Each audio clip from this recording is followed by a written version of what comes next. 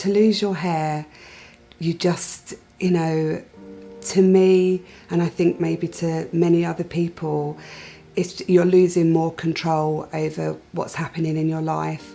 I think that when you have that diagnosis, you do lose so much control. You've got appointments to go to, you've got people telling you that you have to have this treatment, and you just basically are handing everything over. To keep your hair, you're keeping that bit of control. It's, it's something that's not going to define you as such. You're going to still be who you want to be. Like a lot of people, the first thing you think of is cancer is, oh my God, my hair's going to fall out, which is a little bit of vanity, a little bit of dignity, and a lot of practicality. People see you with a bald head and they think, oh my God, there's someone that's very ill there.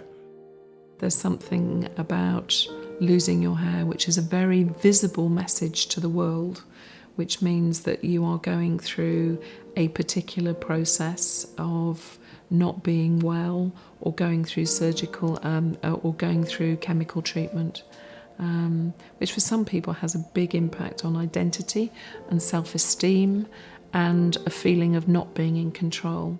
When you talk to particularly females, and often now you have young breast cancer patients who will talk to you quite openly about the fact that whilst they're going through such a difficult period of treatment, the fact that they know that they've got one less thing to worry about the impact of it on their social setting, for example, means that they have a better lifestyle choice to make. Scalp cooling offers patients a sense of control over their disease. They don't have a control normally, but this is one element that they can. It gives people psychologically a greater impact on the disease process and the journey that they're going through, that they are able to try to keep their hair, which gives them a sense of normality. And really for both patients and staff, it's a sense of reassurance in the whole of this journey. A lot of patients, whilst they're more accepting perhaps than the past of the diagnosis of cancer, still want to keep it often private. They don't like to have the visual reminder for themselves, their family, friends, work colleagues, that they're undergoing treatment. And of course, total hair loss in someone that normally has a full head of hair is quite a visible reminder.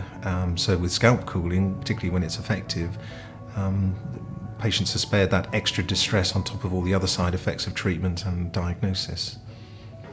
The first week they said it'll be like brain freeze, like when you're at a very hot beach and you eat a cold ice cream and it goes bang, and they said it'll be 3 times as bad as that.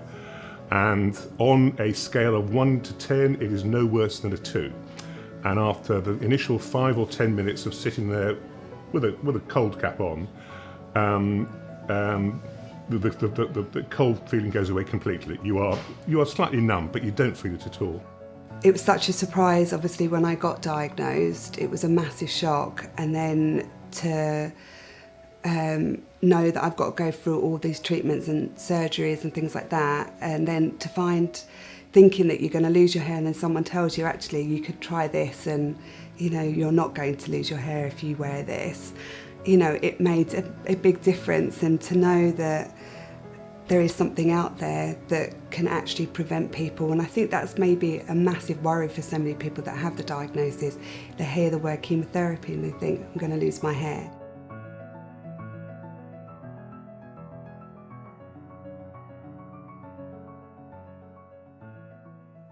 Hi, my name's Claire Paxman and I'm the UK Sales and Training Manager. So my dad Glenn developed our Paxman system after my mum lost all of her hair having treatment for chemotherapy in the 90s. And for her personally, it was the worst point of her whole treatment. It was actually the first time that she cried when her hair started to come out. Me personally, it was a very devastating side of it also. I actually cut all of her hair off when I was 14 years old. My mum's hair was just like mine, naturally curly. It was a very big part of her. So to stand in a bathroom with the orange-handed scissors from the kitchen, cutting all of her beautiful hair off, which meant so much to her, was something that I will never, ever forget.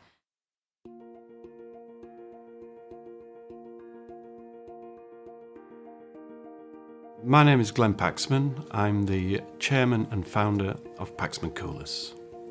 I became involved in manufacturing the cooling cap many years ago now, back in 1992. The amount of letters we received just saying what a difference it made to their lives, the fact that they could keep their hair. Because it is the most, outstanding side effect of cancer chemotherapy. It's the most devastating one. The self-confidence, the self-esteem, the positive attitudes. There's a list of many things it has an impact on the patients if they lose their hair. Well, we're now stopping that happening. We're letting people live a normal life while going through this treatment of chemotherapy, which makes us feel wonderful, and it's part of our drive, part of our passion, part of our branding, embracing life, and that is what we're doing. My name is Richard Paxman, CEO of Paxman Coolers Limited. Paxman was established in 1997, so we have over 15 years of experience in the medical industry. So we are known as the world's leading expert and manufacturer of scalp cooling equipment. So we have over 2,000 systems in the world, 900 of those being in the United Kingdom. Scalp cooling is becoming a standard treatment practice within the UK, with 80% of all private and NHS hospitals adopting the technology.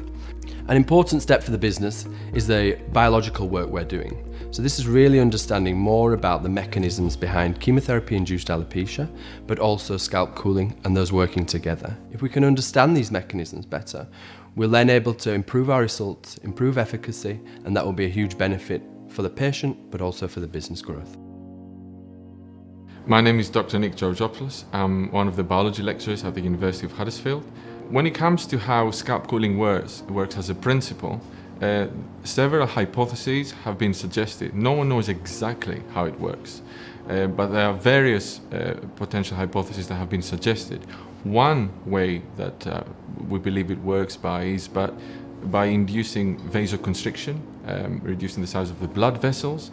As a result of that, when the chemotherapy drugs are in the bloodstream, because of vasoconstriction in the scalp area, less drug is believed to go to the actual hair follicles, which is where the toxicity takes place and hair loss as a result occurs.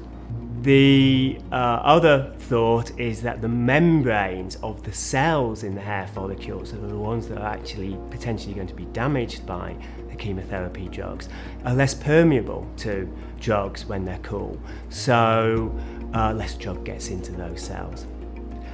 Also, it could be that the cell's metabolism slows down, and particularly the rate that they divide, and that will mean, because most of the chemotherapy drugs target rapidly dividing cells, if you can slow that process down, then they'll be less toxic. So it could be one of these mechanisms, but we believe it could be a combination of these mechanisms. Once they start treatment and they're using scalp cooling, they realise they're not going to get total alopecia, and they grow in confidence in how the treatment's progressing, how the family are dealing with them, and it's just one of their main concerns is removed. So I see this sort of confidence that develops during their treatment when the scalp cooling's working. I went to my cousin's wedding, which I was bridesmaids for, just as treatment had finished, and I was obviously in all the bridesmaids pictures, and I wouldn't have done that if I'd lost my hair. I wouldn't have wanted her or myself to have that constant reminder on her special day that I was a victim of cancer at the time. They hear you're suffering from cancer, they expect to see you looking drawn and terrible and bluntly bald, and when they see you with a full head of hair looking fairly robust, they think, my God, you're not suffering at all. So it's great that I can walk into a room with no sense of disability whatsoever. I'm just normal, and that's massive, because I'm undergoing cancer treatment for cancer. You never know what's going to happen, but for me, I'm just a normal guy now. Psychologically, for me, it was really important both times. First time when I had the breast cancer, it meant I could go out and work and nobody needed to know that I wasn't well. I have wonderful clients and key people in my client companies knew and understood that I was going through treatment, but many of the people who I went out and trained had no idea at all. Although subsequently I've actually talked about it, because I make a point of telling people. I think cancer and the treatment of cancer, and understanding that in this day and age we're incredibly fortunate in relation to what the medical profession can do, and Paxman scalp coolers, enabling people to continue to live life to the full at a time when you're not feeling your best. Reassuring. Confidence. Innovation. Reassurance. It saved me my dignity. Fantastic, awesome and brilliant, and that spells fab. We believe that all cancer patients who are having to have chemotherapy which causes hair loss should have the choice of trying scalp cooling to help prevent the hair loss. So Sue's legacy will live for a long, long time, and we're going to make it work.